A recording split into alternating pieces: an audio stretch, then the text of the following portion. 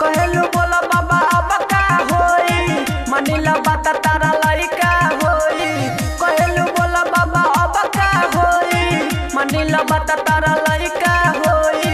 लेके मला जड़ कुल्ही पर ए बुची एगो टोटरम कला ए बुची एगो टोटरम कला हाथ फेरा न तनी गुली पर। हे बुची एगो टोटरम कला हाथ फेरा न तनी गुली पर। कहलू बोला बाबा अब का होई मनीला बात तारा लइका होई।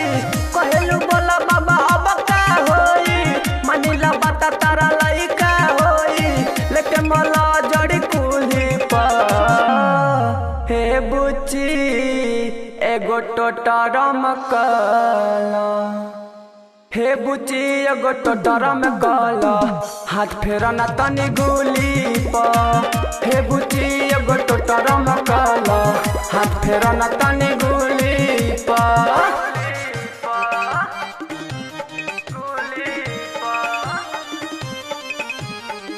हे बुची एगो टोटरम कला हाथ फेरा न तनी गुली पर। Music by Shailesh Kumar. हे बुची एगो टोटरम कला हाथ फेरा न तनी गुली पर। तनी फुलावा चढ़ावा छक पानी के गिरावा तनी फुलावा चढ़ावा छक पानी के गिरावा। ओमे अच्छा मिल के बुचिया कहता नि जवन कल तनी आगावा से धल जनी एने ओने देखो बुचिया। उठे ना दे हम दर दिया तनको छपे न पड़ी हर दिया तनको। उठे ना दे हम दर दिया तनको छपे न पड़ी हर दिया तनको। लेला तू टिकट मूली पर हे बुची एगो टोटरम कला।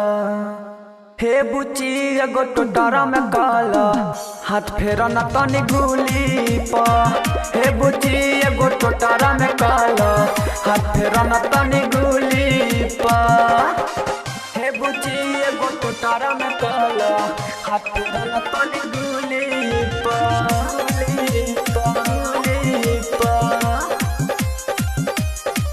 हे बुची एगो टोटरम कला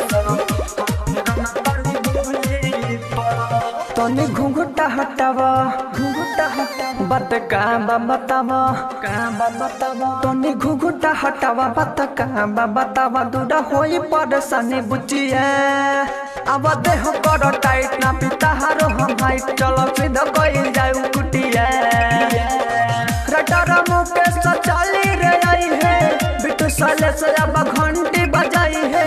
रटर मुकेश चली रे आई है बिटू साले से अब घंटी बजाई है। वही जबरम बाबा कुल्ही पर हे बुची एगो टोटरम कला। हे बुची एगो टोटरम कला हाथ फेरा न तनी गुली पर। हे बुची एगो टोटरम कला हाथ फेरा न तनी